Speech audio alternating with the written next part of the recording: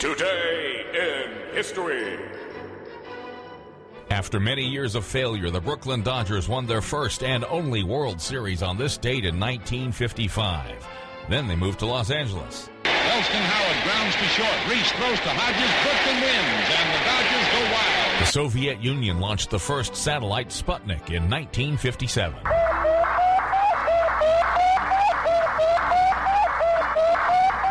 And Beverly Hills 90210 made its debut on this date in 1990. Everybody here looks like they just stepped out of a music video. I don't even have the right hair. What's the difference? Brandon, I know you're Mr. Popularity back home. Nobody knows me here. I could be anybody. I could be somebody. Today in history. 105.5 FM in Jesup, Big Dog Country Radio, WIFO, and we've got the Rangers from the Department of Natural Resources. They're in the studio right now, and coming up soon, we'll have them on the radio taking your questions and giving you the latest information and all kinds of good stuff. So that's coming up in just a moment, our annual hunting and fishing show right here on 105.5 FM in Jesup, Big Dog Country, WIFO. 8:59 on this Tuesday morning. It is the fourth day of October, and remember, it's a homecoming for the Wayne County Yellow Jackets. Homecoming for the Wayne County Yellow Jackets this Friday night at JC Stadium, weather permitting. We'll see how Hurricane Matthews affects us come to Thursday and Friday. Well, going to be cloudy today with a 20% chance of showers. High today near 86. Tomorrow cloudy, 20% chance of showers. High around 82, and then starting getting breezy on Thursday as Matthew gets closer to us, and then on Friday, tropical storm conditions are possible for us here in southeast Georgia. The autumn harbor level's at 2 feet and steady, currently 72 degrees here in southeast Georgia. We're going to take a quick break for news, and then right after that, we got the annual hunting and fishing show with the Department of Natural Resources guys in the studio with us taking your questions. Fox News Radio, I'm Dave Anthony. Haiti is taking a beating as Hurricane Matthew crosses over the west coast, bringing the worst of the rain and the wind and the storm surge to this very poor area. And we could see upwards of 2 feet of rainfall, but isolated amounts of 30 to 40 inches. Flooding and mudslides are a big concern. Matthew's a huge storm with 145-mile-an-hour wind. It could hammer parts of Cuba and the Bahamas and then maybe the U.S. Category 3 major hurricane coming very close to Florida, central Florida. That's Friday morning. And then again coming very close to the Carolinas. That's Fox meteorologist Janice Dean. She says people should watch closely because the storm track could change. Donald Trump says what he did with his taxes was brilliant and legal. The unfairness of the tax laws is unbelievable. And he understands how to reform the system, he says. I'm working for you now. I'm not working for Trump. Hillary Clinton has a different reaction to the report. Trump used huge business losses to maybe avoid paying federal income taxes for years. What kind of genius loses $1 billion in a single year? Now, today, their running mates take starring roles in the only vice presidential debate. Fox's John Decker will be there and is now live in Virginia. Both Republican VP nominee Mike Pence and his Democratic opponent Tim Kaine are relatively unknown to most voters. Pence's main goal for tonight is defending Donald Trump. What's special about Donald Trump is he's never forgotten the men and women who built this country.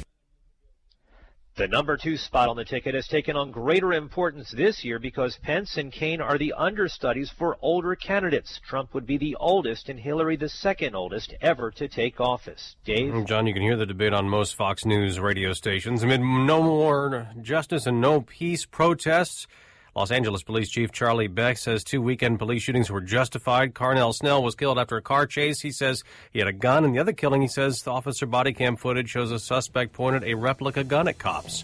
Fox News Radio, fair and balanced. WIFO 105.5 FM in Jesup, Big Dog Country Radio. Good morning. Here it is, the Tuesday morning, the 4th day of October. And, of course, normally right now we'd be heading into country music, but we've got our annual hunting and fishing show this morning. We've got rangers in here from the Department of Natural Resources. They're here packing, aren't you, boys? You are packing. Okay, if you're on duty, you're packing, right? That's right. All right, we got Bob. And off duty as well. And off duty. You're just in case. All right, got Bob White in here, Randy Aspinwall, and Patrick Gibbs. Patrick, have you been on here before on the show before? No, sir. I didn't think so. You know, he's young looking, kind of wet behind the ears. He's got that big smile on his face. He's going to have a great career here at the Department of Natural Resources. That's right, Butch. He's one of our newest additions to the DNR family. You know, okay. I think Patrick's been on now for about, 3 years? 3.5. 3.5. 3.5 years. Add that half. 3.5 years. Okay. You can tell they've been there a short time when they do use the half years. That's right. All right. Okay, folks, we got our annual hunting and fishing show going on right now, and we've got the Rangers in here from the Department of Natural Resources. It's a live show. You can call in questions. Our office manager, Leanne's up front. She'll take those questions. She'll write them down. She'll bring them into us here in the studio, and I'll ask those questions to the Rangers, or you can text them, and you can text those questions in at 912-427-3711, 912-427-3711, or you can call them in at 427-3711. Our main studio and business line is text enabled. So any questions, comments, anything at all for the Department of Natural Resources Rangers this morning, this is your chance to get those questions answered. You can be totally legal out there this year and have all the latest information you may need to have a great hunt or fishing trip this year. And guys, how are y'all doing this morning? We're good, Butch. How are you? We're doing good. We're doing good, and you've got all kinds of information out here in front of you. We've already got some questions, and so I want to go ahead and get to a couple of questions first, okay? Okay. And then we'll get to the latest information you only have. All right. What can be done to prevent the vandalism of vehicles on remote river landings? That's Randy? a good question. Randy, why don't you answer that? That's a good question, Butch. Really, it's tough. I have not been familiar with a lot of vandalism. I know they've had a few thefts at a few of the landings, but nothing major that I know of. Several years ago, it was getting pretty bad at several of the landings. JC, I think some tailgates were being taken. You know, that's been several years ago. I haven't heard of anything lately, but my advice would be if you're going, especially on an overnight stay, don't leave any valuables in your vehicle.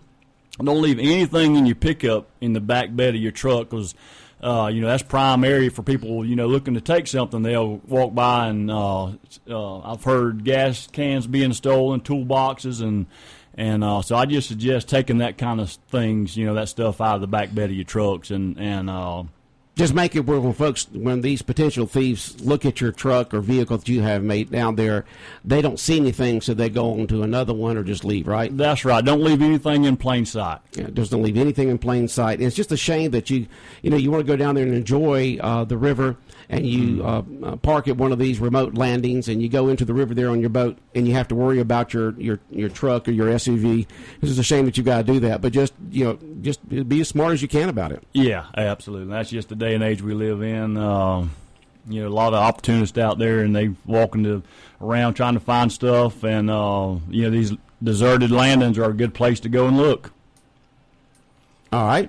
We've got more questions coming in here. Folks, we've got the Rangers from the Department of Natural Resources in this morning. It's our annual hunting show. We'll talk about hunting, fishing, anything to do with the public land out there, and things to help keep you legal and safe as you're hunting and fishing here in southeast Georgia. The number to call is 427-3711, 427-3711.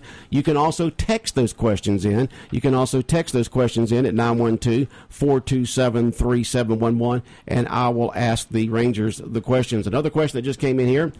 Question for the DNR. Is it legal to pick saw palmetto berries on wildlife management area if you have a WMA stamp? If not, what Georgia laws would you be breaking?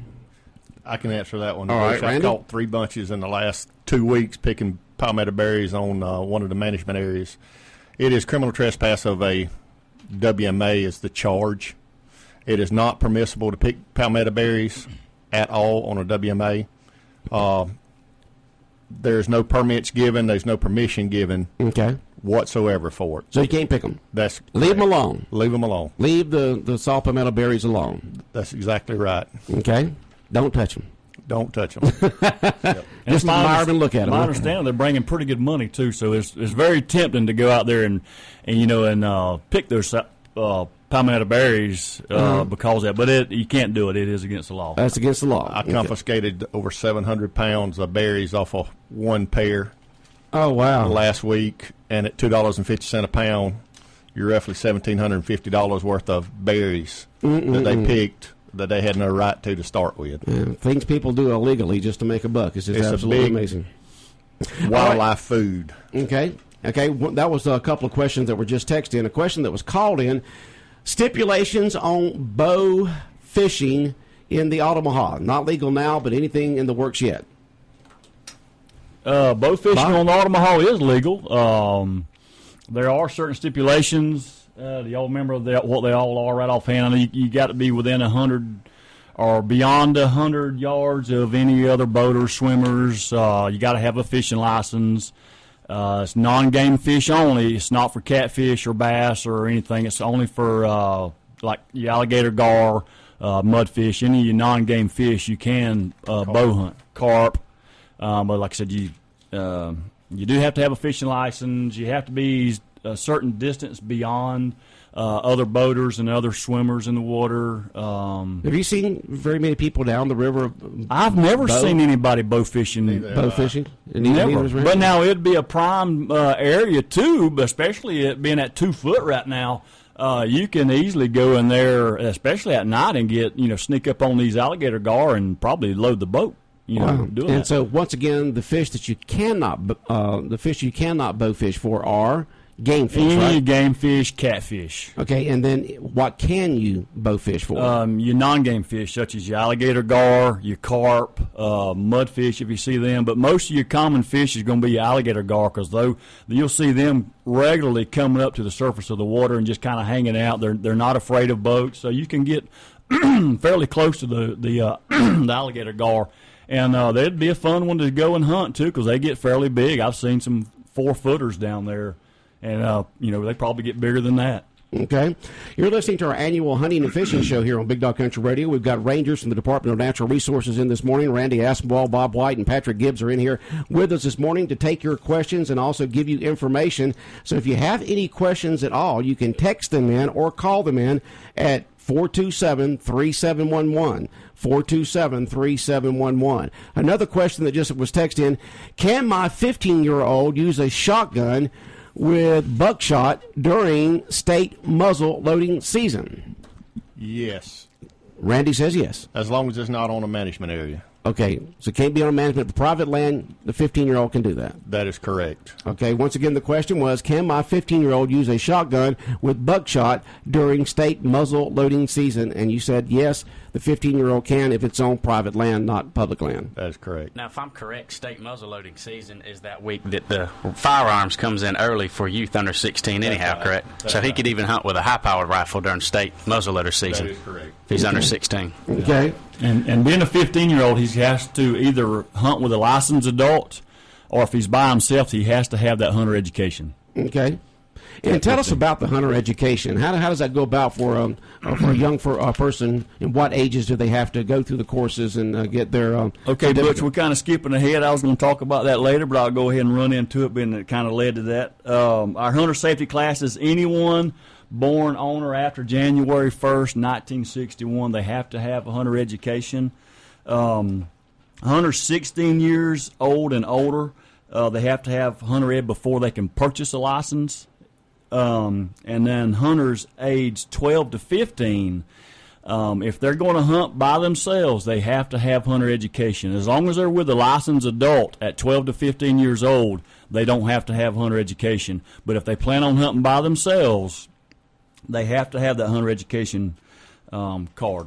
Okay. That sounds good. All right, it's 9:11. You're listening to 105.5 FM in Jesup, Big Dog Country Radio, WIFO, our annual hunting and fishing show. Rangers in here from the Department of Natural Resources. We're live on the air on 105.5 FM. Also, you can listen to it on your website at bigdogcountry.com and on your smartphone. If you don't have our free app already, just go to your favorite app store, type in Big Dog, WIFO, follow the instructions, and get that free app with the Big Dog logo on there, and you can listen to special programming here on the Big Dog, like the hunting and fishing show. We're going to take a quick break. We got more questions that have been faxed in, and not faxed in, but text in and also called in. We'll get back to those questions, plus comments from the Department of Natural Resources. They haven't even been able to get to their information yet because of all the questions coming in, but we love these questions. Keep them coming in. Text them in at 427-3711 or call them in at 427-3711. Did you know it's possible to update your kitchen in only one day? Yes, only one day. Kitchen Tune-Up, located inside your Sears Hometown store in Jesup, offers a one-day wood reconditioning tune-up. If normal wear and tear is caught up with your cabinets and the drawers look worn and the wood seems greasy or grimy, then call Kitchen Tune-Up today and get a free estimate on how you can get your kitchen looking like new again at a very affordable price. For more information, visit kitchentune-up.com or call for your free estimate at 427-2435. That's 427-2435. Harris Ace Hardware is now dealers for lethal hunting products and trophy hunting products, cover scent, odor eliminating, bow slings, gun slings, and so much more. Harris Ace also carries 5-way mix for food plots with fertilizer and corn, and they carry the latest Yeti products. For all your building material needs, stop by and let the helpful folks in their contracting sales department assist you in selecting just what you need. Harris Ace will not be beat on price. They will match any comparator's price on identical products. Harris Ace Hardware in Jesup, Eulonia, and Hinesville.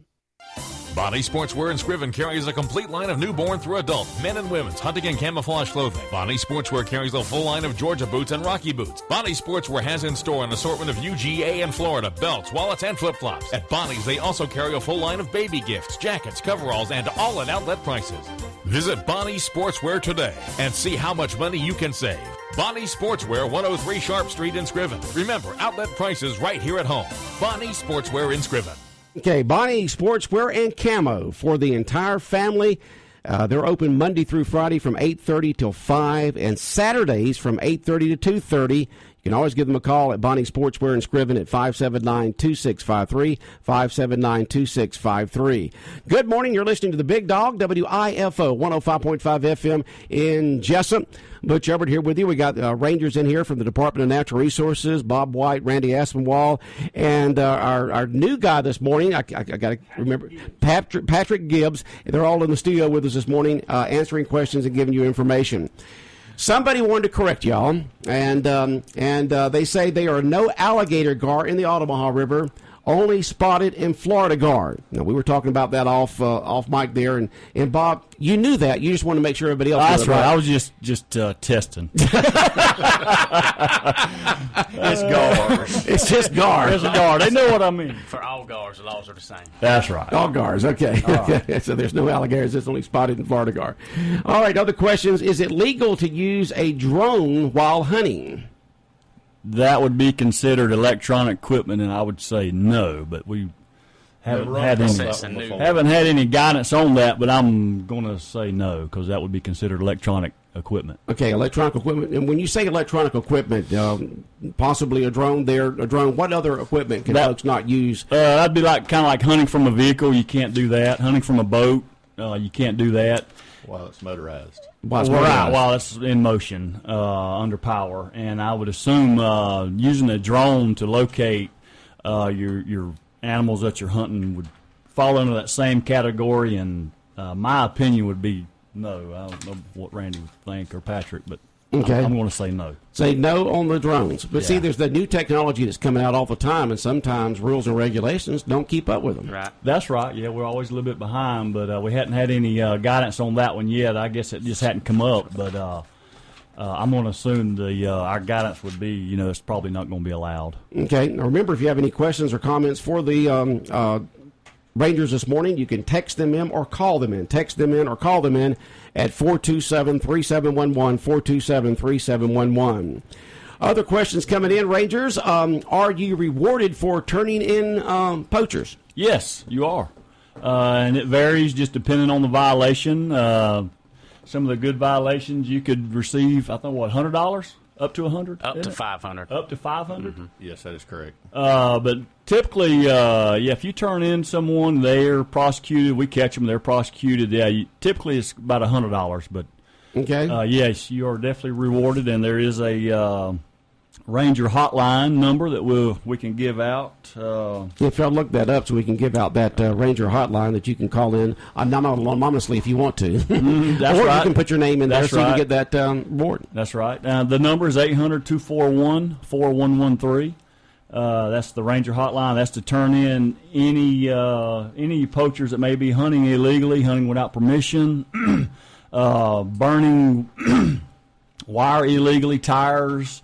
If you just wanted to talk to a ranger, you can call that number. And once again, it's 800, what now? 241-4113. 4113. That's right. 800-241-4113. And all callers remain anonymous. Some people are scared to give information because they don't want any retaliation, but Right. when they call us, their name never comes out. Never comes out. That's okay, right. so it can be anonymous, okay, in any type of way.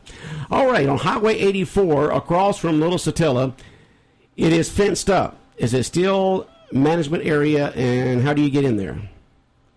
A small portion of it is. Small portion of it is what? Is open to a management area. Okay. How you can get into it is basically just from under the bridge. But it's only a small portion. You'd have to get a map of the area to know exactly what part of it is. Okay. But part of it is. And there is a few breaks in the fence. I think the gate is closed, but it's open. You can open it up and walk in that way. I've seen hunters do that. You cannot drive in off of 84, but you can park down there by the bridges and then walk in. Okay. All right. Someone just text in, do you need a WMA license to fish on a WMA? The only one in our area that you need a WMA license to fish on is Morgan Lake. That's the only one. That is the only one. Other than that, it's just a regular fishing license. And the rest of them, Little Satilla, all the other ponds on our WMAs, Griffin Ridge, and all you need is a fishing license, unless you go to Morgan Lake. Then you need your WMA license. Okay, a question, I guess, concerning technology. Why can you use tracking collars on dogs and not drones?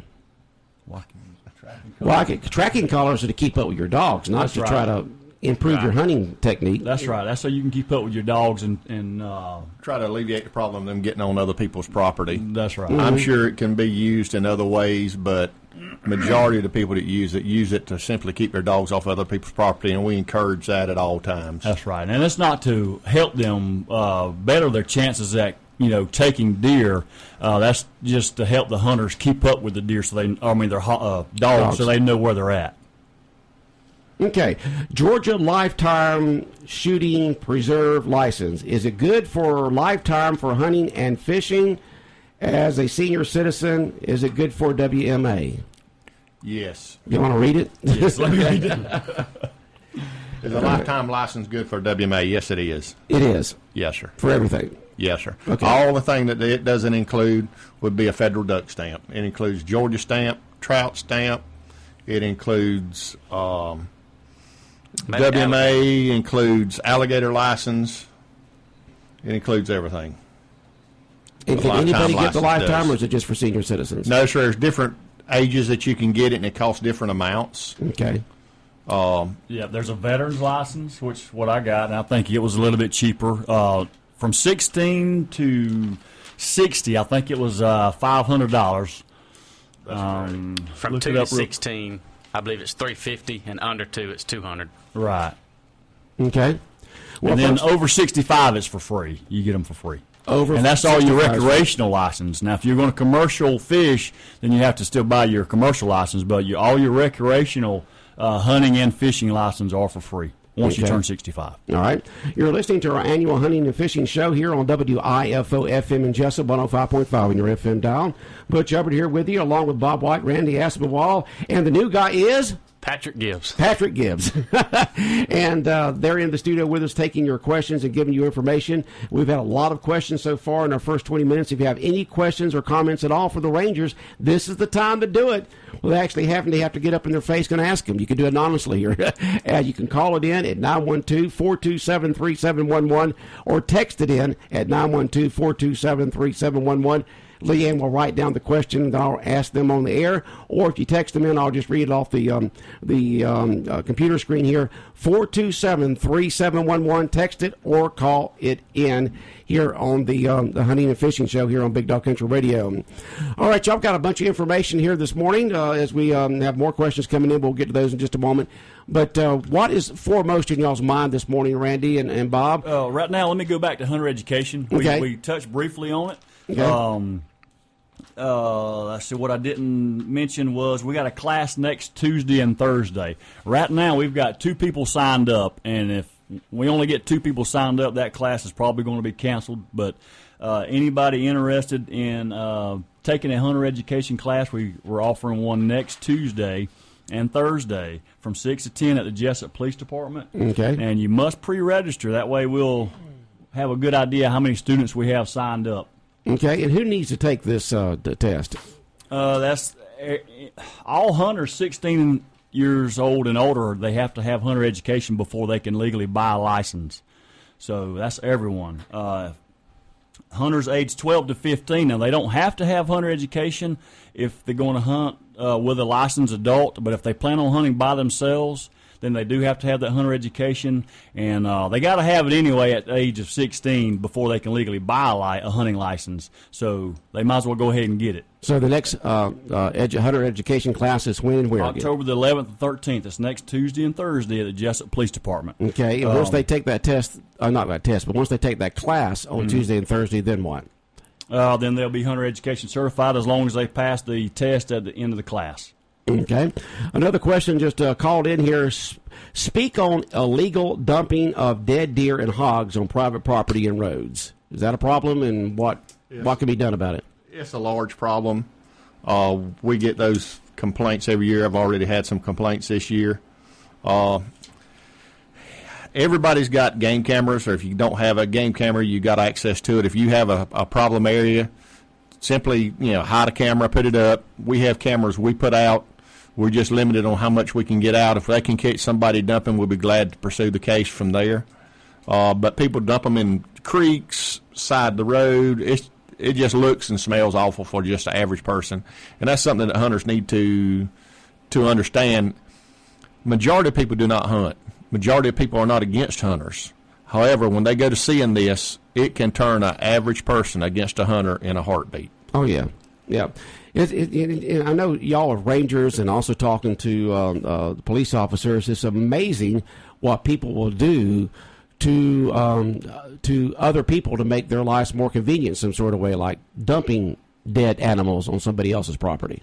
It's just not animals that's being dumped. It's shingles. It's all kind of stuff. We're constantly getting complaints, constantly having to deal with it, chase down leads from it, make cases. I'll be taking a felony warrant on one today for dumping. Okay. So, all right. Yeah, it's a problem everywhere, Butch, and tag numbers really help. But just to call and say, that there's a dead animal been dumped at the end of the road. I mean, there's not a whole lot we can do unless we have tag numbers or some kind of description of who may have done it. Okay. Folks, you're listening to the annual Hunting and Fishing Show here on WIFO 105.5 FM in Jesup. We got rangers from the Department of Natural Resources in here this morning, Patrick Gibbs and Randy Aspinwall and Bob White. If you have any questions or comments for them at all, now's the time to do it. You can call them in at 427-3711, and our office manager, Leanne, will write down the question and we'll read it to them here on the air, or you can text those questions or comments in at 912-427-3711, 427-3711. Our main studio line is text enabled. You can call in or text them in. 925 on this Tuesday morning. We'll be back with more of our Hunting and Fishing Show in just a moment. Is your kitchen looking tired or outdated, but you're not sure how to fix it? Kitchen Tune-Up, located inside your Sears hometown store in Jesup, has affordable ways to get a fresh new look for every budget. Kitchen Tune-Up offers wood reconditioning, cabinet redooring, cabinet refacing, and custom cabinets. Cabinet redooring or refacing is a great way to make your kitchen have a brand new look without the cost or hassle of installing new cabinets. Get a free estimate today on how to update your kitchen. For more information, visit kitchentuneup.com or call for your free estimate at 427-2435. That's 427-2435. It's National 4-H Week. In 4-H, kids participate in hands-on experiences that prepare them for life. Learn more by visiting www.georgia4h.org or call 427-5955. The following businesses, individuals, and organizations salute 4-H during National 4-H Week. Corson's Carpet, 2550 Savannah Highway. Call 427-4037. Jones Prescription Shop, 101 Peachtree Street. And Sheriff John Carter. Bonnie Sportswear in Scriven carries a complete line of newborn through adult, men and women's hunting and camouflage clothing. Bonnie Sportswear carries a full line of Georgia boots and Rocky boots. Bonnie Sportswear has in store an assortment of UGA and Florida belts, wallets, and flip-flops. At Bonnie's, they also carry a full line of baby gifts, jackets, coveralls, and all at outlet prices. Visit Bonnie Sportswear today and see how much money you can save. Bonnie Sportswear, 103 Sharp Street in Scriven. Remember, outlet prices right here at home. Bonnie Sportswear in Scriven. And Bonnie Sportswear and Camo in Scriven for the entire family. And Bonnie Sportswear is open Monday through Friday, 8:30 to 5, and Saturdays from 8:30 to 2:30. You can give them a call at 579-2653, 579-2653. Bonnie Sportswear and Camo for the entire family in Scriven, Georgia.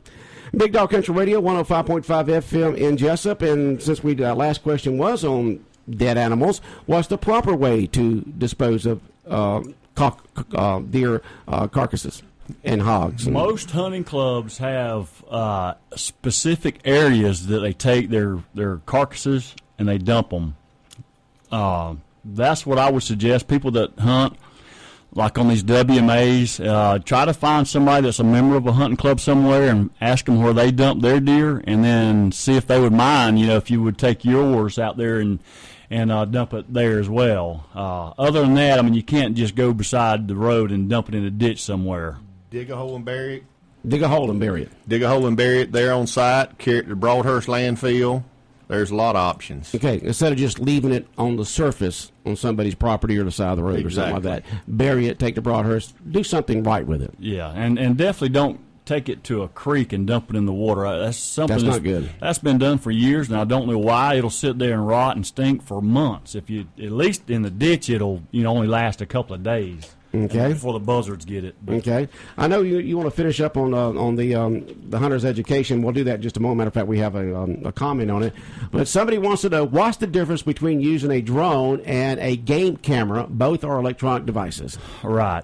The game cameras, you go in, you check your game camera, and it's already happened. It's past tense. It's a past event. It's not using something current. Your drone, to something. You're using it to see where the deer is at that specific time.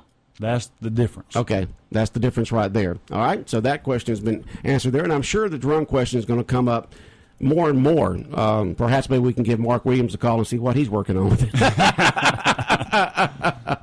All right, remind Bobby on hunter safety on the Sunday after, you must have it to hunt Fort Stewart, regardless of age, also in most western states. Right. Any of your federal properties, irregardless of age and when you were born, you have to have hunter education. If you're, like I said, irregardless of age, you have to have that hunter education. But statewide, state law, and that's what we deal with, anyone born on or after January 1st, 1961. Has to have the hunter education.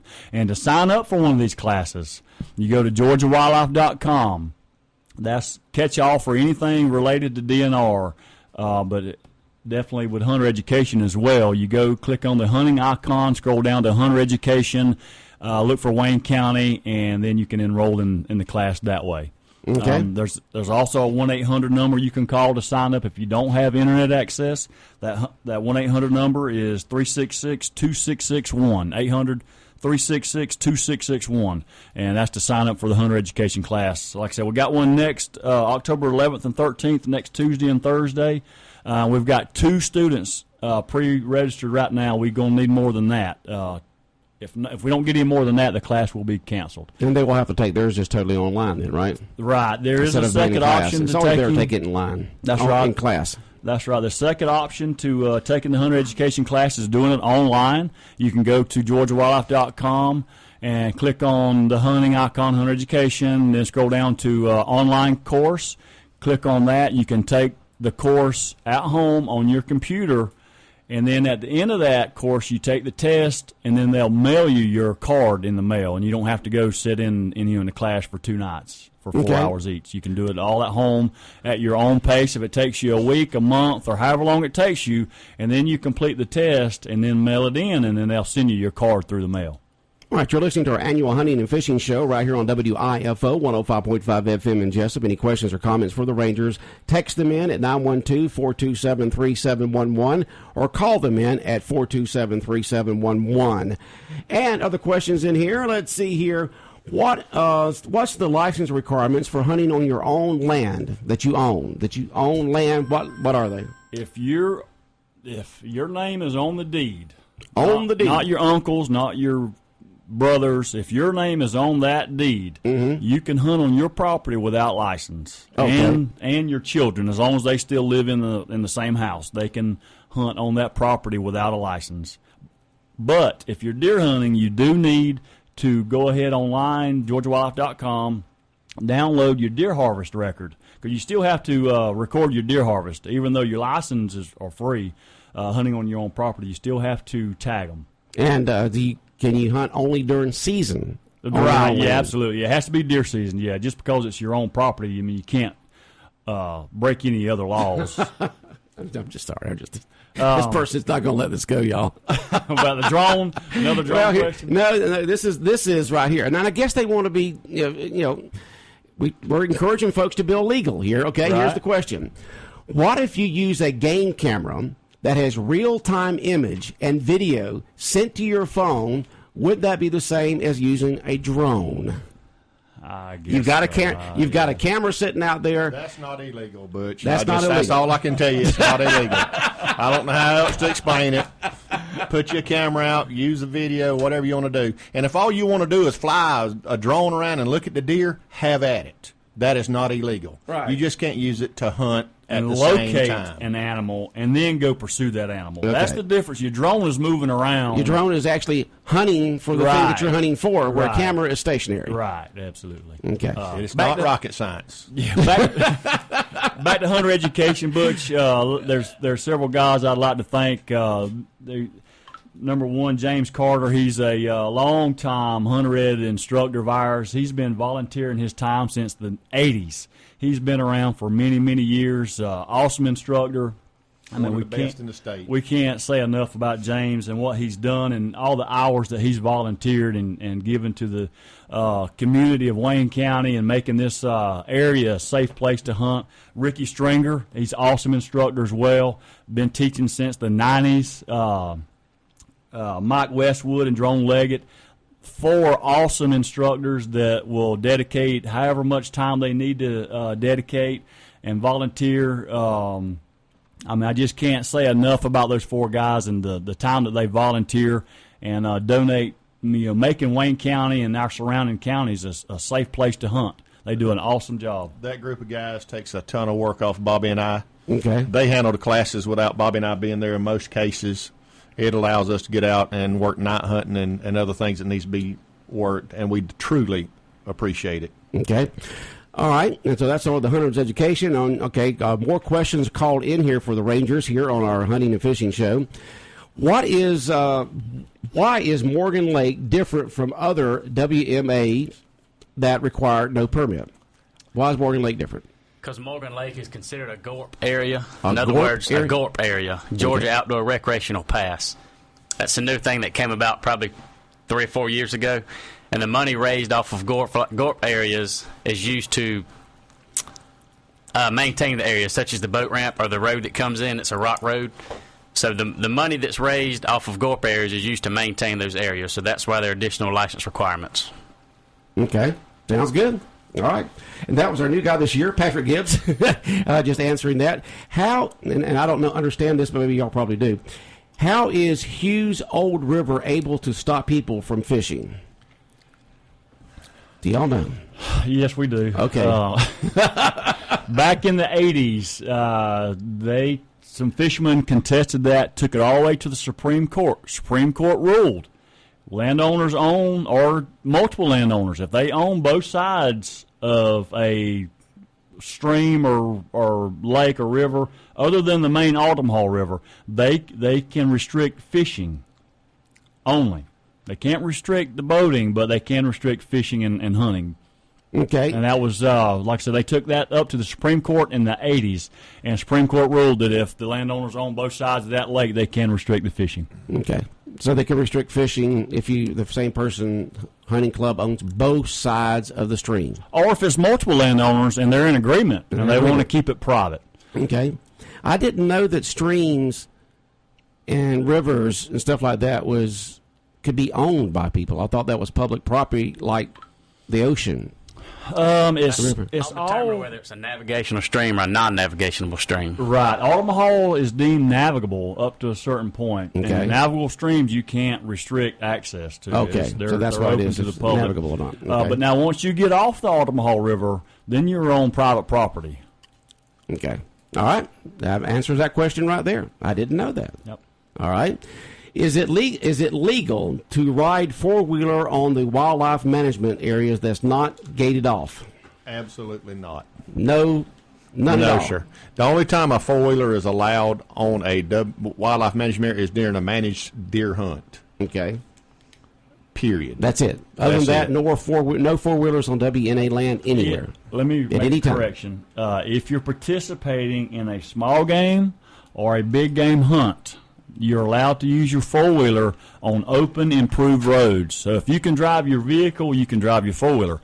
So anywhere a vehicle can go, you can take it. You can use your ATV or side-by-side. But you cannot get off-road, create trails, drive to your stand. Do donuts in the road. You can't do that. Climb sand hills. But, yeah, if you want to go and, haul your four-wheeler there, unload it, and drive on the open, improved roads, then you're good. Okay. If you're participating in a small game and a big game hunt. Also, special hog hunts, a new hunt that they come out with. You can bring your ATVs to those also. Okay, right. But you got to stay on the wherever your truck or car can go. That's where the four-wheeler has to go. Absolutely, you can't drive behind gates, around gates, and you can't drive through the woods creating trails. Okay, you're listening to our annual hunting and fishing show right here on WIFO 105.5 FM in Jesup. If you have any questions or comments for our Rangers this morning, Bob White, Randy Aspinwall, and Patrick Gibbs, you can call them in at 427-3711, and Leanne will write down the question and bring the question in to us, and we'll ask them, or you can text in those questions or comments at 912-427-3711, 912-427-3711. A couple more questions here that have been called in.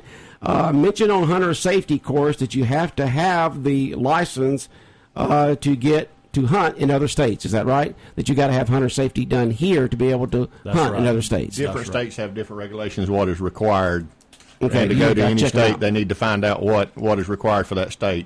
Yeah, you don't want to get to that state and find out you didn't do everything here in Georgia before you went out there, right? Right. That's right. Okay. What do you need to fish in Morgan Lake besides a license? We just talked about that. That was tackle. You have to have your WMA license along with your fishing license. Fishing license and WMA license. Right. Okay. In Morgan Lake. Must be a popular lake to fish on. There must be some good fishing going on. Oh, yeah, Morgan Lake's very good. Yeah. And it's a new property obtained by the state. They used to be private, so that's why it gets so much interest. Okay. Speaking of new areas, I got... what did I just do there? Oh, I turned my headphones up and just about blew my ear out. I got we got something here from the Department of Natural Resources that says... to see if I can find it. Isn't there a new AMA area? There is. Where's that at? Altama Plantation. Okay. It's in Glenn County. It's about 4,000 acres. We just got it, about 6 months ago or so? I don't know how long, but we just got it. It's our newest WMA. If you go down to Sterling on 341, take a left, and it's down there on your left. And it's about 4,000 acres. I hear it's a pretty good WMA to hunt, too. Now, say that. It's in Sterling? Go to Sterling, take a left. Take a left in Sterling. You're right. There at the light. Okay. Right. And you'll see the sign several miles down on the left. It's on the left just before you get to Interstate 95. Okay. Is it before or after the closed up golf course there? After. After. Okay. So it's past the extension there. Right. Yeah. Yes, past the extension down on the left, right before Interstate 95. Okay. All right. We had gotten that in right there. And how's dove season going right now? Tell us a little bit about dove season, what's going on with dove season right now.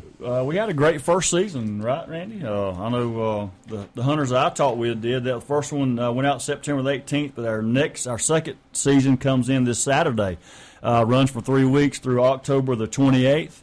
And we expect, a lot of birds to be around the area. We had a good first season. Hopefully we'll have a good second season as well. Probably the best dove season we've had in 3 or 4 years. Yeah, it was really good. A lot of small birds, but other than that, there was plenty of birds for everyone to shoot for the most part. Okay.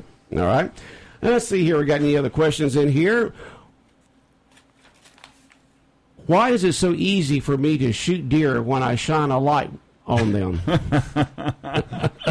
That's because the deer don't know what's going on, and I guess they're sitting there dumbfounded, and they're blinded by the light, and they're just going to stand there and let you shoot at them, I reckon. If that person don't mind leaving their information, let's see if we trace that. Personally, give them a better answer. Write that number down for me, Remember now, it's like calling y'all's line. It's anonymous. Again, the Ranger hotline number 241-4113.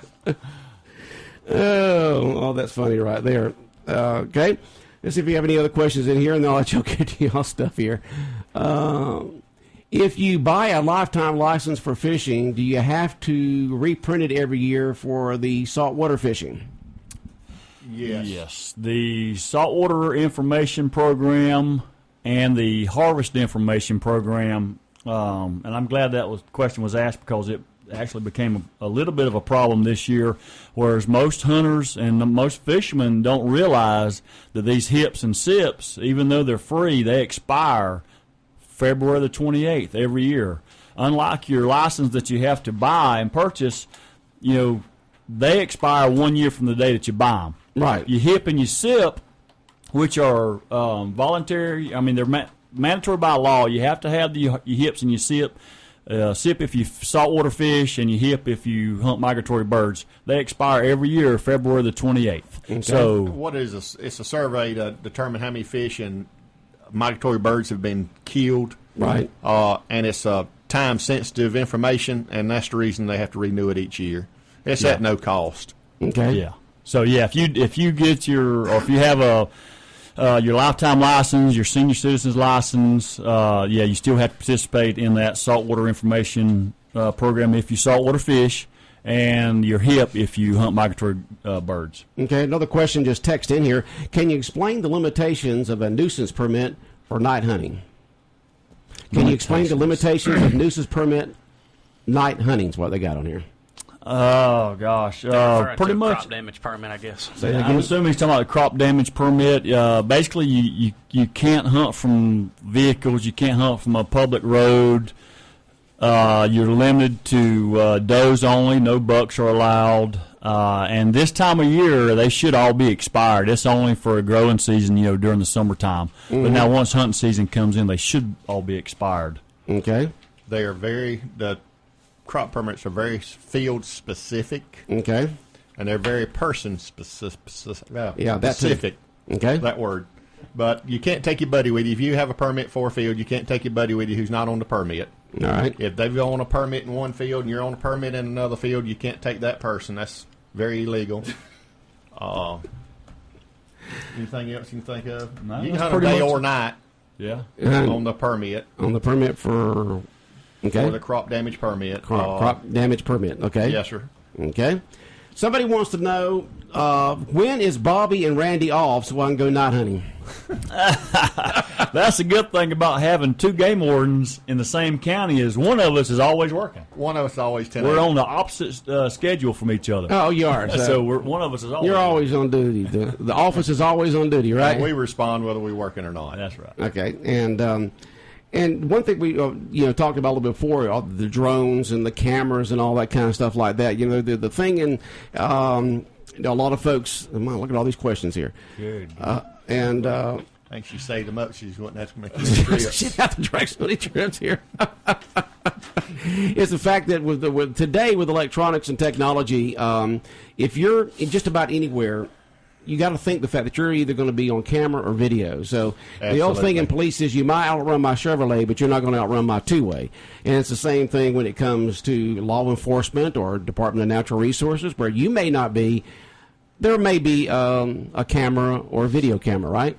Absolutely, yeah. Everybody's got these trail cameras, and they're in the woods, especially this time of year.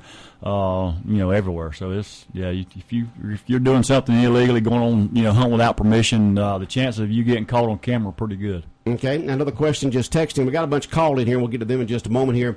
Is senior citizens license good for saltwater fishing? Yes. Okay. The only stipulation is you still have to participate in that SIP, Saltwater Information Program, and it's the free survey that you have to participate in every year. And again, they do expire February 28th, so you have to go and renew them after that. Okay, here's some questions. You're listening to our annual hunting and fishing show right here on WIFO 105.5 FM in Jesup here on Big Dog Country Radio.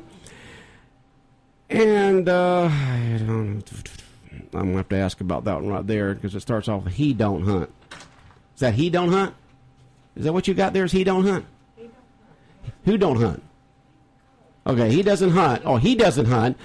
Has deer eating fruit. Okay, he doesn't hunt. Okay, he doesn't hunt. He doesn't hunt, the person that called in, but has deer eating fruit, his fruit garden. Is it legal to get rid of them? He can get a permit if the fruit is for commercial gain. If it's just a pear tree in the backyard, then no, he can't shoot them unless it's deer season. Then he can go out there and legally hunt them during the daytime. What I suggest is if he's having a problem, is Wayne County's full of people who love to deer hunt. Call somebody and get somebody out there to legally harvest the deer and take care of them that way. Okay. But like I said, if it is for commercial gain, if he's selling his fruit, then he can get a permit during the summertime. You can't get a permit during hunting season. During hunting season, you just need to find somebody to legally go out there and harvest those animals. Okay.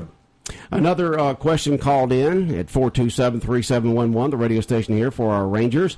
Middleton Lake, can you pull a boat by a four-wheeler because it's a county graded road? As long as it's a navigable road, I mean, one that vehicles can go on, right? Well, number one, you can't have ATVs on county-maintained roads. That's against the law right there. Can't have them on the roads at all. Unregistered vehicles. Right. Middleton Lake, can you pull a boat by a four-wheeler because it's a county-graded road? So you're saying if it's a public road like that you can't ATVs are not allowed on. ATVs are not allowed on public roads. Yeah, that's no different than driving on the highway. You can't legally do that. Just because it's dirt doesn't mean you can drive your four-wheeler down it. Right. Yeah. Can I hunt rabbits at night with a .22 with a flashlight? No. That is a big misconception. And when I've done it, whenever I was a young kid, we'd ride around the back of a truck shining rabbits and shoot them. And a lot of people think that you can do that legally. Just I don't know why and where it came from, but you cannot. You cannot. When can you hunt rabbits then? During rabbit season, whenever. During rabbit season, during the day, is that right? During the day, with permission, yeah. Okay. During the day, during the season. Rabbit season starts November 12th to February 28th with a 12 per day limit. Yeah. And you cannot hunt rabbits at night. Okay. Talk about recording harvest on your phone. Okay, yeah, we're going to get to that. I think Patrick's going to talk about the new game check system that we have. Okay. I can go ahead and talk about it. Yeah, we got the question. All right, let's get rid of this other question, and we'll get to that. Right. Can you shine deer at night with a 12-volt as long as you don't use a beam? You cannot shine any animal at night. You cannot shine any animal at night. No shining the lights on animals at harassment. Night. Get rid of that flashlight at night when it comes to looking at animals. Right, that's at least hunting. Harassment. Well, exception to animals you can hunt at night, like raccoons and foxes. Except bobcats, for right, yeah. Except for ones you can't. Okay, right. What kind of animals can you hunt at night during the season? You can hunt raccoons, foxes, alligators, bobcats, coyotes, and feral hogs at night. Okay. Is it against the law to have a GPS tracker on DNR trucks? We've got one. Just only the state patrol post can Somebody access. done slipped up under y'all's truck and slapped something on there, Bob. A good thing about that is it works both ways. We've got trackers ourselves, and we can slip on vehicles. Don't give all the secrets away, Bob. There's somebody funning with us out there today, aren't they? We can poke back now. All right, go ahead and talk about the recording harvest. In regards to Patrick, the game check, in past years you've just been required to harvest your deer on a paper log. So when you buy your license, you'll buy. Actually, it's a free harvest record that you get, and it's when you kill the deer, you have to record that harvest on your paper log prior to moving it. And that law hasn't changed. The only thing that has changed is that rather than recording it on a paper log, you can check it in electronically. You can go to gooutdoors.com, or you can go to the new Outdoors Georgia app and check out the deer on the app. So before you move deer, remember you have to record it either electronically or you have to write it down on your paper log.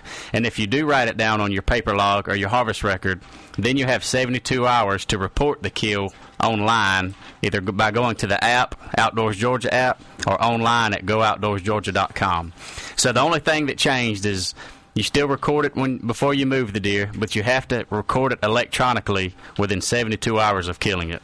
Okay. Yeah, and most everybody now, Butch, has these new smartphones, and this is a great app to have, the Georgia Outdoors app. Not only can you check your game, but you can pull up your current license and just see when they expire. Because I'll check people fishing, and a lot of times they won't know when they expire. But with this app, you can view your current license. You can purchase a new license. Say if they just went out, you can click on purchase new license, and there it is. You don't have to have a paper copy of your license anymore. As long as you save it to your phone, you're able to pull it up on your smartphone. That's good enough for us.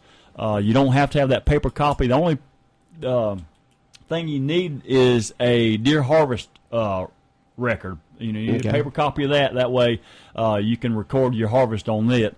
You can renew your boat registration with this same app. And what's the app again? How folks get it? It's called the Outdoors Georgia app. Outdoor Georgia. That's right. It's Outdoors got, with an S. Outdoors Georgia map. With an S, that's correct. Okay. Outdoors with an S. Georgia app. Okay. Okay. If you're like me, you like to fish in the salt water. It's got your tide. It's got your seas. It's got your sunrise, sunset. A lot of good stuff on that Georgia app. So I recommend everybody downloading it. For sure. Okay. Outdoors Georgia app. Yep. Can help you. But Randy? it's got several different tools on it. One would be basically a Google map that shows where you're at the time with your phone, your smartphone. Mm-hmm. It shows you all the boat ramps. It's an awesome tool. I use mine a lot when I'm out hunting in new areas, management areas, when we go on our camping trip. You can look it up. You can look at the terrain. You can two-path roads. It shows everything. It's a Google Earth picture of everything. Oh, wow. And it's real time. Okay. Outdoor. I forget that on my phone then. Yeah, it's a good app. Outdoors Georgia app. Okay. And one more thing I'll note on the new game check, everybody's not computer savvy, so there's a phone number you can call to check in your wildlife also. And that number is 1-800-366-2661. Okay. And the main website everybody can go to in case they have a question about anything is GeorgiaWildlife.com. GeorgiaWildlife.com. That's Georgia spelled out or GA? It's Georgia spelled out. It's not abbreviated. Okay. GeorgiaWildlife.com. GeorgiaWildlife.com. Is that right? Not That's gov, right. but .com. .com. And that 1-800 number, 366-2661, you can check your game in. You can buy a license. That's the boat registration number. That's kind of a catch-all number for DNR. Okay. So remember that number to buy a license, register your boat, game check. Okay. Sounds good. Folks, you're listening to our annual hunting and fishing show. We got rangers from the Department of Natural Resources in the studio with us live this morning. Patrick Gibbs, Randy Aspinwall, and Bob White. And they're here to give you the information you need for a great hunting and fishing season and be legal and safe. And also, they'll take your questions or comments. You can call them in, and our office manager will write them down, and we'll ask them at, you can call it in at 427-3711, 912-427-3711. And just give us your question or comment, and we'll ask them. Or you can text in those comments and questions at the same number at 912-427-3711, 427-3711. We'll be back more of our hunting and fishing show in a moment. You're never too old for Georgia 4-H. You and I are Georgia 4-H. Adult volunteers can be part of the local 4-H clubs by helping youth learn about themselves and life. Help make everyone's best better. Call your county extension office for more information about the Georgia 4-H Week celebration. The following businesses, individuals, and organizations salute 4-H during National 4-H Week. Captain Joe's Seafood, 2686 Savannah Highway, 427-7729. Harrison Real Estate, 309 South 1st Street, 427-3746. Did you know it's possible to update your kitchen in only one day? Yes, only one day. Kitchen Tune-Up, located inside your Sears hometown store in Jesup, offers a one-day wood reconditioning tune-up. If normal wear and tear is caught up with your cabinets and the drawers look worn and the wood seems greasy or grimy, then call Kitchen Tune-Up today and get a free estimate on how you can get your kitchen looking like new again at a very affordable price. For more information, visit kitchentune-up.com or call for your free estimate at 427-2435. That's 427-2435. Bonnie Sportswear in Scriven carries a complete line of newborn through adult, men and women's hunting and camouflage clothing. Bonnie Sportswear carries a full line of Georgia boots and Rocky boots. Bonnie Sportswear has in store an assortment of UGA and Florida belts, wallets, and flip-flops. At Bonnie's, they also carry a full line of baby gifts, jackets, coveralls, and all at outlet prices. Visit Bonnie Sportswear today and see how much money you can save. Bonnie Sportswear, 103 Sharp Street in Scriven. Remember, outlet prices right here at home. Bonnie Sportswear in Scriven. All right, Bonnie Sportswear and Camo for the entire family. Their hours are Monday through Friday from 8:30 to 5 and Saturday from 8:30 to 2:30 on Saturdays. Bonnie Sportswear and Camo for the entire family in Scriven. Give them a call at 579-2653, 579-2653. Well, we've had several more questions texted in and called in during the break there. Why is it legal to use a dummy deer to catch people shooting from the road? Randy, you answer that question? Why can the Rangers put out a dummy deer and then folks get charged with shooting? That's just one of our tools, Butch, that we use to catch these illegal poachers. Okay, that's just part of it.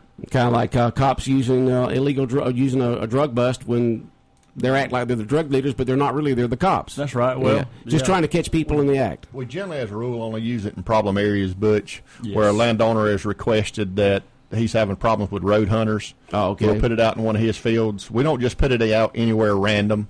We generally have permission to put it there, or we'll use it on a wildlife management area where you can't do it anyway. It's highly illegal and dangerous to ride around and shoot deer out the window of your truck. Yeah, well, Patrick was just talking earlier. We had a bullet go through somebody's house over in Long County. That's correct. And that's why we utilize such tools as this to try to crack down on these illegal poachers. Right.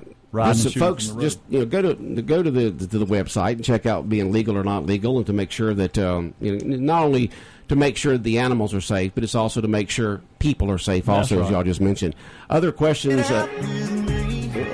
just did something to me. What did he do to me? Okay, there we go. We started playing music. Okay, Georgia Outdoor didn't come up with a search. It's Georgia. Okay, once again that site for the app is?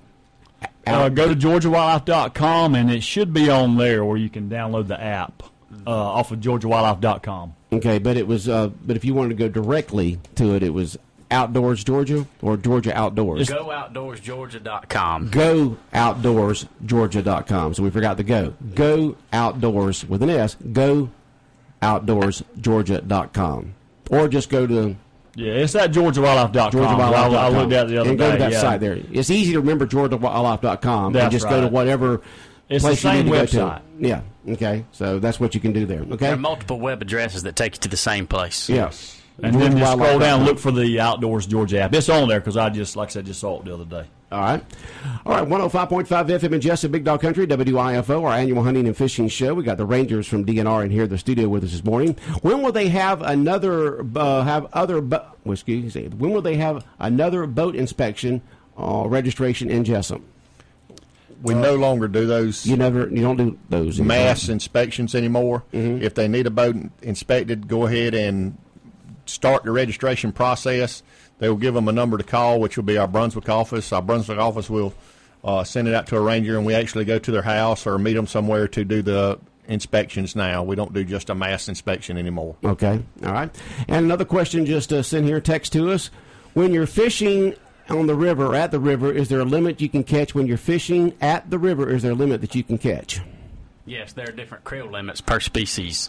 Okay, so, for instance, panfish, you can only keep 50 panfish per person. That's going to be your bluegill, redbreast, things like that. In terms of crappie, you can only catch crappie or white perch and keep up to 30. So different species have different creel limits when you're fishing on state waters. That's going to be the Altamaha River or any major state reservoir like Lake Lanier or Lake Blackshear, Walter F. George. So state waters, there are creel limits per species. Okay. Another question. This one was called in. Announce the phone number for applying for recording deer. The phone number for recording deer was 1-800-366-2661. That's the same number you call to get your boat registered. Same number to record your deer, check on hunter education. Buy a license. Anything. Just go to GeorgiaWildlife.com, and that'll give you... or call that number. Like I said, not everybody has access to Internet, so they can call that 1-800 number and go that route. Okay, the 1-800 number was 241-4113. That's the turn-in poacher. That's the Ranger hotline number. Okay, that's the Ranger hotline number. Let me write that down, Ranger hotline number. To buy a license, to record deer harvest, to register your boat, 800-366 366-2661. 2661. 366-2661. Yep. 1-800-366-2661. That's it. Butch, I would like to add on that as far as the electronic confirmation number. To have a deer processed now, the processor will have to have that confirmation number to be able to process that deer. Okay. Period. Unless there's a couple of stipulations. If it was a roadkill, you don't have to have a confirmation number. And if it was taken from another state, then you don't have to have a confirmation number. Other than that, to turn it into your deer processor, you have to turn it in along with that confirmation number. Okay. Sounds good. All right, our annual hunting and fishing show. Patrick Gibbs, Randy Assenwall, Bob White, Rangers from the DNR in the studio with us this morning, giving you the information you need for a safe and legal hunt this year, or fishing, or any other areas that they may help you on. They can do that. You can call in or text in your questions or comments at 912-427-3711. 427-3711. You can call them in or text them in with the same number. All right, what information do y'all have you want to talk about right now? One thing I want to hit on real quick, January the 9th, there's a public meeting for, I know a lot of hunters or a lot of people, they want to make changes to the law or add their suggestions, and these public meetings is the place to go to give your suggestion as to what changes need to be made in the law, and they're constantly being changed, updated every year, and we like to have the public input. But the only meeting we're having in our area is January the 9th, and that's going to be down in Brunswick at the Stellar Center, 144 Stellar Drive in Brunswick on January the 9th. I'm not sure of the time, but you could look it up and find the time. But it's January the 9th for anybody that want to, give us suggestions as to some changes that may need to be done, made to the laws. Okay. Another question to just text in here. Why is it that I shoot, who's the hunter out there, why is it that I shoot more ducks late in the afternoon than I do in the morning? Another poacher. It's illegal to hunt ducks from 30 minutes sunrise to sunset. And the reason behind that is you can't, after sunset, yes, ducks will fly. I mean, that's a good time to shoot them, but you can't identify what you're shooting. You see ducks flying in, but you don't know if it's wood ducks. More likely it's going to be a wood duck, but you don't know that 100% sure. Once that duck is on the ground, it's dark. You can't find him. So there you go. You're breaking another law, wanton waste. So that's the reason it's against the law to hunt these ducks after hours, after sunset, because number one, you can't identify them, and number two, you can't find them, in the water or on the ground once they're, taken. Okay, sunset right now is at 7:08, which means you cannot hunt him. You can only hunt them up to 6:38 or something like that. You said 30 minutes up before. To sunset, which is not duck season all the way up now. to sunset. Okay, which this year, duck season. The seasons and the everything is published in our hunting regulation book, whereas before in the years past you'd have to go to a federal website to find the regulations. Well, this year the state has published all the duck season and the limits and stuff in our hunting regulation book. Okay. Another question about Morgan Lake. This person must have just tuned in because we've answered this question earlier. What do you have to do to fish in Morgan Lake? What is required? Again, you got to have your WMA license and you got to have a current fishing license. All right, WMA and fishing license. Okay, to hunt in Morgan Lake, which is just across the river there over in Long County. That's right. Okay. And just to fish, do they still need the WMA license, Bobby? I'm not sure. Or is that just for accessing the boat ramp that they need the WMA license? If they're fishing or they're utilizing the boat ramp, they have to have that WMA license. Okay. All right. Sounds good. Our annual hunting and fishing show right here on WIFO 105.5 FM in Jesup. Patrick Gibbs, Randy Assenwall, Bob White, Rangers with DNR in here. All right. What else is on y'all's mind this morning that you want to relay information to our hunters and fisher folks out there? Let's talk about what we do. What do you do? Right. We're becoming a conservation ranger. That's our official title is conservation ranger, but everybody knows us as game wardens. In my opinion, I guarantee you these two guys here agree with me. We've got the best job in the world. We love it. We've all been offered other jobs in the state, federal government, in the private sector. We flat turn them down because we've got the best job, in my opinion, that I could do. You turned down the feds? Yeah, money and everything, and But you love being a conservation ranger, right? We love it, and we're always looking for new guys. And you got to be at least 21, but beyond that, it doesn't matter if you're 31 or 41, or it doesn't matter. But we're always looking for young, motivated guys that are willing to stay with us in the long haul. We don't want guys that are using us as a stepping stone to get the federal jobs. Right. We want young, motivated guys that are kind of eager. like Patrick here, right? Exactly like Patrick. If we could get about 100 more of him, we'd be doing really good. We don't need about 10 more as good as he is. Oh, man. Yeah, but to become I'm going to call us game wardens, but like I said, our official title is conservation ranger. But to be a game warden, the biggest kicker with us is you got to have 90 credit hours of college. And that can be in anything, any subject, whatever. Just you got to have that 90 credit hours, and that takes a lot of our interested people out because they don't have the college, and if they're married and they got a full-time job, then it's tough to go back to college and get those 90 credit hours. And you don't have to be, like I said, in certified, or you don't have to have a degree in anything. You just got to have that 90 credit hours. And 90 hours is equivalent to a 2-year degree. Right. Okay. It'll take you about 2 years to get it. Okay. You got to be at least 21. You got to be a U.S. citizen with a driver's license with no major criminal background. Let me see. You must pass a background check. You got to pass that physical agility test, which it's not a terrible test, but it is a 3/4 mile run around a track that you have to do in less than 7 minutes and 40 seconds. You got a 3/4 mile obstacle course run that you have to complete, and a 50-yard fully closed swim that you have to complete and pass. But like I said, we've got a great job. And we are hiring. And we are hiring. We don't have a set schedule per se like most people. We work 8 to 5. Mm-hmm. We're told what day to work, but any time in that 24-hour day, we can go and get our hours. Okay. So it's pretty liberal when it comes to our schedule. All right. What else, all right. guys? Other questions we have here. Can you have a campfire at Morgan Lake? In your designated camping areas, yes, you can. At your campsite, the designated campsites, yes, you can have a How big is that lake? Campfire. Which one? How many acres is Morgan Lake? It's pretty big. Morgan Lake's not very big, but it's very popular apparently. Yeah, it's part of your Townsend track, which is connected to it, which is thousands and thousands. It runs from Highway 301 all the way to the salt water. Okay, it runs all the way down that way. But not Morgan Lake, but just the whole thing. Public land itself. Okay, the public land. Just broken up into different tracks. Okay. Another question. This one text in. What WMA license? What WMA license? How much does it cost? A WMA license is $19, and it covers all the state lands WMAs in the state of Georgia, as well as to public fishing areas, as well as your what would be considered a GORP pass also.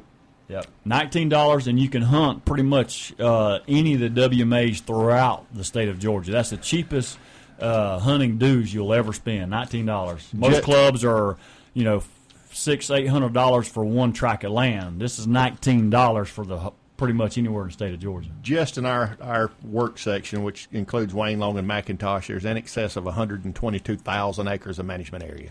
Okay, and folks can go on there. Now, when you go into these WMAs, you must stay on the roads. If you go off the roads, you walk. Is that right? That's correct. And other than hunting and fishing, do people go on these WMAs for anything else? They do bird watching, trail, hiking, walking, horse riding in some areas. Okay. Just the biggest thing as far as the management area is every management area has its own regulations.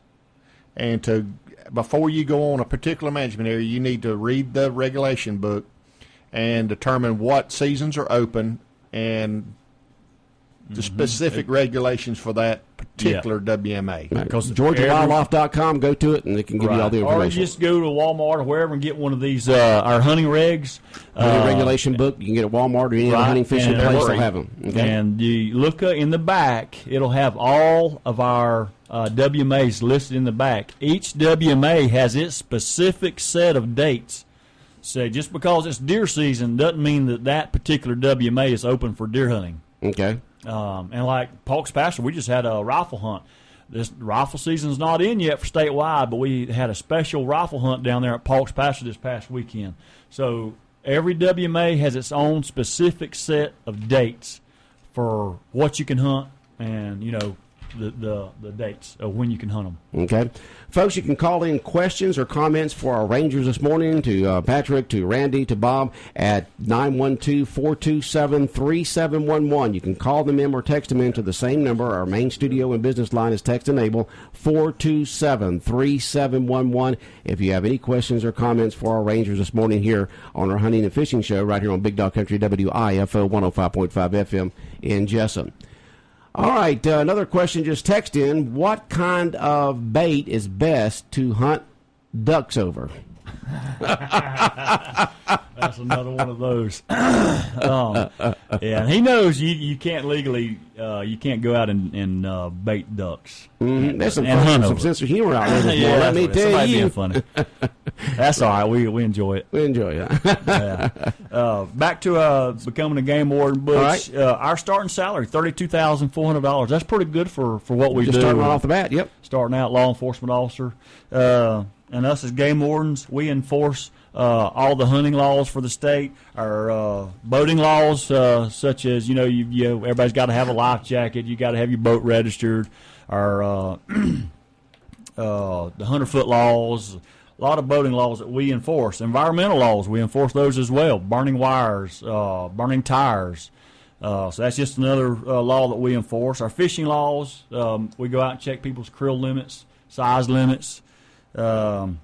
Both recreational and commercial. We'll be out boarding shrimp boats one day and maybe up on the Ottawa checking just catfishermen the next day. So our job is very different from one day to the next. We normally will conduct our patrols on foot, by boat, ATV, four-wheel drive truck. We're all assigned boats, we're all assigned ATVs, and we're all assigned four-wheel drive trucks. Okay. Just another part of the job. Another perk of being a ranger. That's right. And sometimes... I was going to say, in terms of the salary, before you get too far, the governor proposed a 20% raise, so the starting salary is actually going to go to about $41,000 rather than $32,000. That's good news. In January, it'll go to $41,000. Starting salary. That's correct. Okay. For a ranger, starting salary, $41,000. That's better. That's really good. That's really good. Okay. Another question here. Can you talk about the number you have to have this year for deer procession place? Is that I don't know what they mean. To process deer? Can you talk about the number you have to have this year again for the deer? And the word they have here is PROSESSIN place. Processing place. Processing It's called place. a confirmation number. Confirmation number for the deer confirmation processing. number is what they get when they call it in to the game check. Game check, or get the number when they send it in through electronically through their phone or through their computer. Yeah. It's called a confirmation number. Be a several-digit number they'll get, and they have to have that on the information that they have when they turn the deer into the processor. Okay. So what we suggest is anybody that plans on deer hunting is go ahead. You got to have your license, but you go ahead and print out your deer log. All right, have a paper copy, and that way when you kill a deer, you can write down the county in which you kill it and the day that you kill it. And then whenever you get service, you call in and get that confirmation number, and then write that confirmation number down on your paper log. Our office manager is getting wore out. We're getting a lot of calls. I know she writes down the question, then she walks from her office in the front to the studio to give us the question. And she used to, when we first started, she did every question that way, and she was coming back about 15, 20 times. And now she writes down 3 questions, and then she comes in. She waits for the phone to ring 3 times. This is a question that's texted in. Is it legal to fish at night on the river? Yes, it is. Yes, it is. So you can fish at night on the river. Yes, right. You can't bow fish at night, but reel and rod you can fish at night. Okay. The biggest thing about the river, it being at 2 foot at night, you better know where you're going because there are a lot of sandbars out, a lot of stumps out right now. You got to have your running lights on at night. Your green and red up front and your 360 white stern in the back have to be illuminated at night while you're running. Once you stop, anchor up, and go to fishing, you can cut off your front bow light, but your back 360 light still has to remain on. So folks can see you. That's right, so you don't get run over. We'll be safe. All right. A question called in here. If you have a honorary license, do you need to have a WMA license? No. Now, what's an honorary license? That is once you turn 65, you get your free honorary license. All recreational hunting and fishing license are included in that senior citizen's license. Okay. All right. Another question called in. Do you have to put a name tag for catfish bush hooks on the limb lines? That is a state law to tag all of your limb lines that you're going to use. So you got to tag it with your name. That's correct. It's not something that we see very often, but it is a state law to have your name attached to every limb line that you put out. Okay. Limb line, bush hooks, your trot lines, they're supposed to, by law, be tagged with the owner's name and at least telephone number. But not everybody does it. But the simplest way to do that, take a piece of duct tape, fold it over on the line, and then write your name and phone number on it, and then you're covered. Okay. Another question called in. What's the difference between regular fishing and recreational fishing? That's the same thing. Recreational, regular fishing is the same. The only difference is you have your recreational and then you have commercial fishing. Commercial fishing is people that go out and catch fish to sell for profit. For a profit, right. Mm-hmm. All right. And there's a commercial license. A recreational fisherman can't sell their fish. You have to get a commercial license to sell fish. You got to get a commercial license to sell them fish. All right. All right. Let's see here. We got more of them called in here. Man, we got a bunch of them here. Is it legal? Is it still legal to hunt over corn? On private property, yes, it is legal to hunt over corn from the southern part of the state of Georgia. Once you get in the northern part, it's illegal. They divided it to a northern and southern zone. Okay. Southern zone down here where we're at, it is legal to hunt over bait on private property, not of our WMAs. Okay. Another question text in here. What are the regulations on catfish trapping? Catfish travel. There's no traps allowed on the Ottawa River north of Highway 17, I believe. Now south, once you get in the brackish water, they're allowed down there, I think, to use catfish baskets for commercial fishing. But up here on the Ottawa River in the fresh water, where the catfish baskets and hoops are not allowed. All right. So if you're commercial fishing up here, you just do it by trot line only. There's somebody out there with a sense of humor. What's the best type of fish shocker to use? Well, we can recommend one that's pretty good, but we're not going to. That works really well. My word, these just folks don't get your picture taken or get it videoed. When that's right. Happening. Don't video doing it. Yeah. It is amazing to me the things that people video and put on Facebook or something like that. Yeah. Then they know it's wrong. They know it's like they got to brag. It's like, what were you thinking? No. The next thing you know, the cops show up at your door. Okay. Okay. Yeah, all right. We just asked that question. What are the regulations for catfish trapping? It has to be down in brackish water, right? Right. Okay. Let's see. What else? I thought I had more of them come in here. If I hadn't got to it, just send it in on the text line here, because sometimes they really get messed up here. All right. What else have y'all got on y'all's mind this morning that y'all want to talk about? Because y'all got a bunch of stuff there. One last topic I need to talk about and cover is our new boater education requirement, Butch. Anyone that plans on operating a boat, jet ski, born on or after January 1st, 1998, they have to have their boater education card. Mm-hmm. That's like I said, plan on going out there on a jet ski or operating a boat, you have to have that boater education if you're born on or after January 1st, 1998. There's two ways to get certified. The easiest way is online on the internet. Go to goboatgeorgia.com. You can complete the online course, and it is a very, very lengthy course. Lots of information on this. I mean, it covers A to Z in boating. I mean, you'd be amazed at what all is on this boater's education course. But online is the way I would suggest doing it. That way you can take the course at your own pace. Is it required? If you're born on or after January 1st, 1998, and you plan on operating a boat or jet ski, then yes, it is required. Go online, goboatgeorgia.com, take your course at your own pace if it takes you a week or a month, and then take your test, and then they'll mail you your card to you. There is another way to do it. You can sign up for a classroom.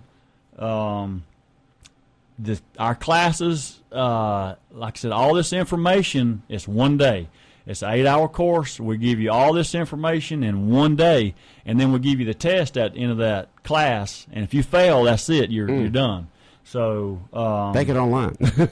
That's what I would suggest, taking it online. That way you can learn the material at your own pace. But like I said, there are two ways to take this boater's education class. We don't have any currently scheduled in Wayne County in this area. We'll schedule some probably February, March, April, May. During the spring and summer months, we'll start scheduling our boater's ed classes. But right now, we're pretty much focused on our hunter education classes. Okay. The question about the catfish trapping, perhaps maybe I read it wrong. It says crayfish trapping, not catfish trapping. What are the rules on crayfish trapping? Crayfish trapping. Y'all familiar or anything? I'm not sure. I've seen them out before. They need to be marked with the owner's name and number. You would definitely need probably at least a recreational fishing license if you're just going to be using them for bait. If you're taking them and selling them somewhere, then you would need to get a commercial fishing license for that. Okay. All right. These people. Can you legally drink while fishing on a boat as long as you are under the legal limit? Yes. Correct. Okay. Yes, you can. I'll let Patrick handle that. Patrick, go ahead with that. Yeah. Different than driving in a car, you can have an open container in a boat, so the operator can be drinking while he's driving the boat. However, he can't be over the limit, which is .08 for people 21 and older and .02 for people under 21 years of age. Okay. Yeah. Boating is considered a leisure activity, so unlike driving a vehicle, the open container law does not apply while you're in a boat. Okay. Just be smart, folks. Just be smart. Nothing wrong going out there having a beer or two, right. But just don't overdo it. Don't overdo it. Yeah, 22 people died last year as a result of an accident related to alcohol in a boat. In Georgia. That's right. Just in the state of Georgia. Is it legal for the DNR to come on private property without permission? Yes. It's part of our job. All right, so you can go on private property without any type of special warrant or permission or anything. That's reason. That's as long correct. As you got a reasonable. The reason is because wildlife in general is considered property of the state. So anywhere there's wildlife, then we can go and make sure that the laws are being abided by. Okay, so the wildlife is the property of the state. So wherever the wildlife can go, DNR rangers can go. That's right. And we're not just going to indiscriminately go out and start walking on people's property. Now during turkey season, we may. Just to go and look for illegal, bait, because you can't bait turkeys and hunt over them. So yeah, we'll be out on private property, walking and maybe even looking for traps during trapping season. But usually we don't just indiscriminately go out and walk around, for no reason at all. Usually, if we're on somebody's private property, we're looking for probably a specific violation, not just to be there just because we can. We don't need a reason, but we usually make sure we have a reason to go on someone's private property. Right. Well, y'all got enough to do as it is, so you want to make sure you take care of the problem areas. Another question that was just text into us: is it illegal to catch an indigo snake and release it on private property? Yes. You can't transport possess indigo snakes whatsoever. If you see one, please don't kill them. We see them quite a bit over on Little Stilla WMA. But you can't. Are they protected in some sort of way? They are protected. They are protected. So you don't just look at them, but don't touch them in any type of way. No, they will scare the heck out of you too. Because I've almost stepped on one before, and they make a noise. Or extremely large black snake can get up to probably 6-8 foot long, big as your arm. And if you're walking through the woods and almost step on one, he'll scare you to death. But they're not. They're very harmless. And that's the reason that they're endangered, because years ago people would collect them as pets. Oh, okay. And that's how they got endangered. And being protected now. But, yeah, you cannot pick one up and move it at all. All right. Just leave it where it's at. Just leave it alone. Admire it and just go on. All right, you're listening to our annual hunting and fishing show right here on WIFO 105.5 FM in Jesup. We got Rangers from the Department of Natural Resources in with us, Patrick Gibbs and Randy Aspinwall and Bob White. We're going to take a quick break. If you have any questions or comments at all, you can text us or call us at 427-3711, 427-3711. Is your kitchen looking tired or outdated, but you're not sure how to fix it? Kitchen Tune-Up, located inside your Sears hometown store in Jesup, has affordable ways to get a fresh new look for every budget. Kitchen Tune-Up offers wood reconditioning, cabinet redooring, cabinet refacing, and custom cabinets. Cabinet redooring or refacing is a great way to make your kitchen have a brand new look without the cost or hassle of installing new cabinets. Get a free estimate today on how to update your kitchen. For more information, visit kitchentuneup.com or call for your free estimate at 427-2435. That's 427-2435. 4-H Club in Wayne County has something for you, no matter what your interest. We are Georgia 4-H, and we've got arts and crafts, smart shopping, internet safety, community activities, and much more. 4-H offers Georgia youth fun learning experience that can help others. The following businesses, individuals, and organizations salute 4-H during National 4-H Week. Morton Collision Center, 1320 West Pine Street, 427-3769. Allstate Insurance Company, 895 South 1st Street, 385-2301. When the time comes for you to get a vehicle, be sure to see Brett and Madre Clark or Greg Potts at Automahal Motors in Hinesville. Their personal sales team will always take the time to help you find the right vehicle and financing that best fits your individual needs. They take pride in keeping a wide variety of vehicles on hand with prices starting at $19.95. You can also check out their website at automahalmotors.com or call 912-368-1144. 368-1144. No matter what your home needs, your neighborhood Sears hometown store has the sale you're looking for to get the price you want this Friday through Sunday. Get an extra 10% off all clearance, closeout, reconditioned, and one-of-a-kind products during the Sidewalk Sale Clearance event. Or if you prefer the new arrivals, you can get 15% off all appliances and save big on all Craftsman, power lawn, and garden equipment. So visit your neighborhood Sears hometown store on South 1st Street in the Harvey Shopping Center in Jesup this weekend during their huge Sidewalk Sale. Hometown service you expect, prices you want. Your hometown Sears store. Big Dog Country Radio, 105.5 FM in Jesup, WIFO FM in Jesup. The time now is 10:29, our annual hunting and fishing show right here on the Big Dog on this Tuesday morning, the 4th day of October. Remember, any questions or comments, text them in, call them in to the same number. Our regular business and studio line is text enabled at 427-3711. All right, as we get close to wrapping up the show here, guys, any additional information you want to pass along to the folks out there this morning? Bob? Just pretty much reiterate the Ranger hotline number, 241-4113. If you hear any shots late at night, you might want to give us a call, let us know about it. Just remember pretty much the time and the day of the week that it is, whether it's weekend or weeknight, and pretty much the time. Again, call that 800-241-4113 for the Ranger hotline. Anything? It's best if they hear a night hunter or see a night hunter, just get as much information as they can get, vehicle type, color of the truck, time it happened, day of the week it happened. Do not under any circumstances chase them. It's too risky to chase. Yeah, please don't chase them. If you chase them, then they know they've been seen and may not come back. If they don't know you've seen them, if you've just seen them from the window of your house, they will come back if they haven't been spooked. Yeah, and we'd love to catch them. And Wayne County, this area and Long County included, we could have some really big deer in our area if we would hunt legally and let them grow up, 3 or 4 years old. This particular area, we could grow some nice deer. We just got to cut down on the illegal activity. People killing more than what they should. You're allowed 2 bucks. Keep those 2 deer to, if you never killed a deer before, that's fine. If you want to shoot a spike or a 4-point. Other than that, if you're a grown man that's done killed truckloads, let these young deer go. Yes, definitely. And let them get big. We could have some really nice deer in this area, but we got to cut down on the illegal poaching. And one way to do that is let the public, help us out, because they're just me and Randy here in Wayne County, and you got Patrick over in Long County, and that's a lot of area for us to cover. So all the help that we can get, from the public is greatly appreciated. Okay, that once again, that poacher number is 1-800-241-4113. 1-800-241-4113. That's right. To be able to talk to a ranger, and it's all kept anonymous. Another question just called in here. What is the difference between a WMA license and a GROP license, GROP license? GORP. It's not GROP, it's GORP, which is a Georgia Outdoor Recreational Pass. WMA license, they both cost $19. I'm not sure the difference. Where's your... The difference is on a WMA license, if you're hunting on the WMA, you have to have a WMA. If you're using a GORP area, then you can either have a GORP license or a WMA license to satisfy that requirement. Okay. That's got it. That answered it pretty good there.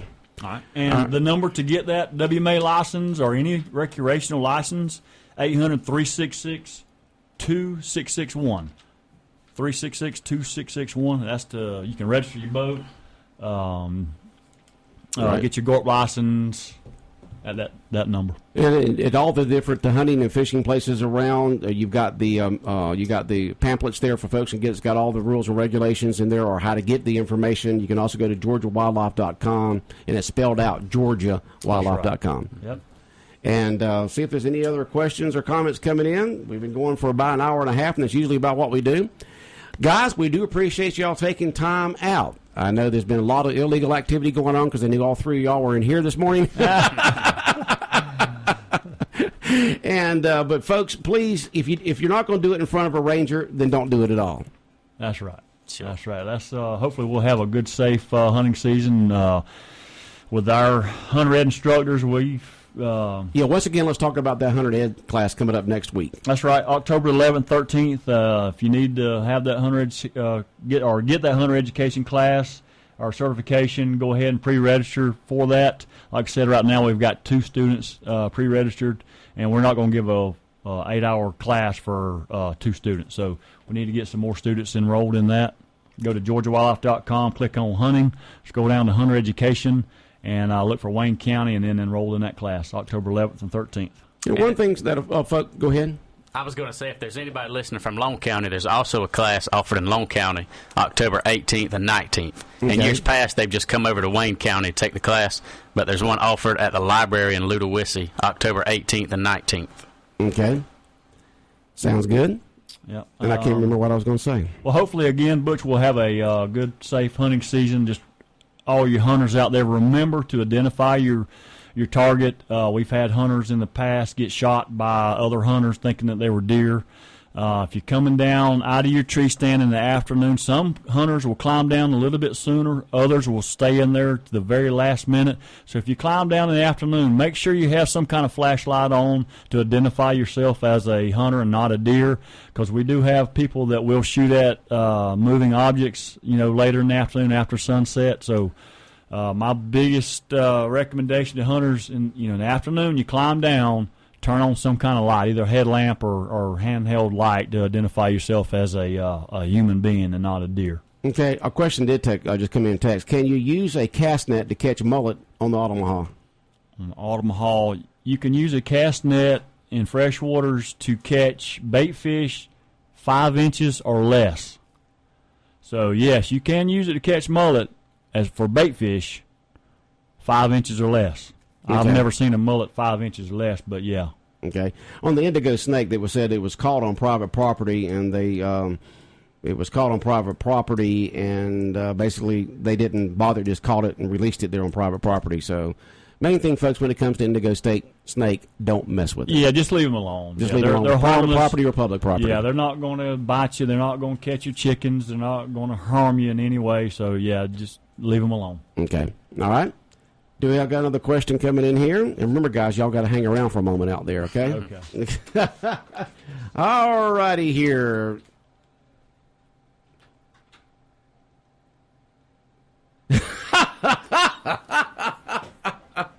Here's a guy who's totally honest. This guy called in and said y'all called him several times in Long County. He wants to know that y'all are doing a great job.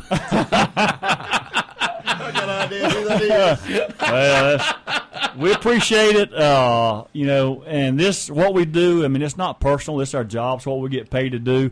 It's the best job in the world, And, no hard feelings. If we catch somebody doing something wrong, that don't mean you're a bad person. We've all messed up, and if you get caught, you get caught. And just don't folks do stuff legally. All right, you know what the rules are. All right, guys, we appreciate you coming in very much, so much. We thank y'all for coming in, taking time out of your day. I think we've gotten everything done all here. We got Patrick Gibbs in, Randy Aspinwall, Bob White in this morning, the Rangers in this area, and not only are y'all involved in enforcement of the rules and regulations and law, but y'all are very involved in promoting hunting and fishing, as we see y'all at all the different things like the AMA and we got a Jake's Ducks event, Unlimited and Jake's and all that stuff. NWTF Jake's event this Saturday, Unity Church of God, starts at 6 o'clock. Yep. I'll be there setting up the laser shots. We'll have that for the kids. All right.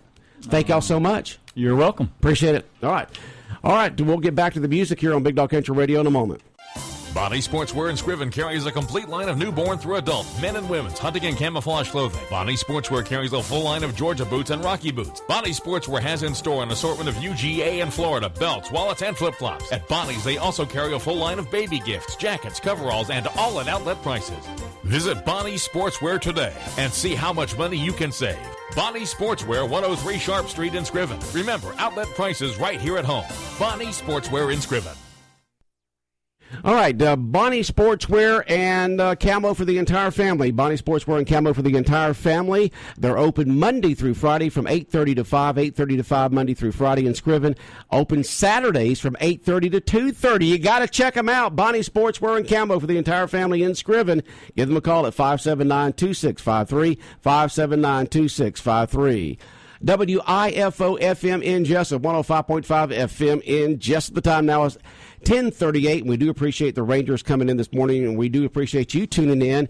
And we had tons of questions and comments by phone and by text, and we'll do it again next year. Y'all have a great day and continue to listen to the best variety of country music all day and all night right here on 105.5 FM. On 3689. Do you feel powerless, hopeless, stuck? I do. You're not alone. Would you like to change that? Oh, I would. You can. Everyone has the power to change their lives. They do? Yes, but this power doesn't come free. Okay, how much is it going to cost me? You won't have to spend a dime, just 20 minutes of your time. Can you spend 20 minutes to make your life better? I guess, but what's the catch? No catch. There's always a catch. No, because you already have this power. You just refuse to use it. Okay, you must just think I'm an idiot. Not at all, which is why I'm surprised you refuse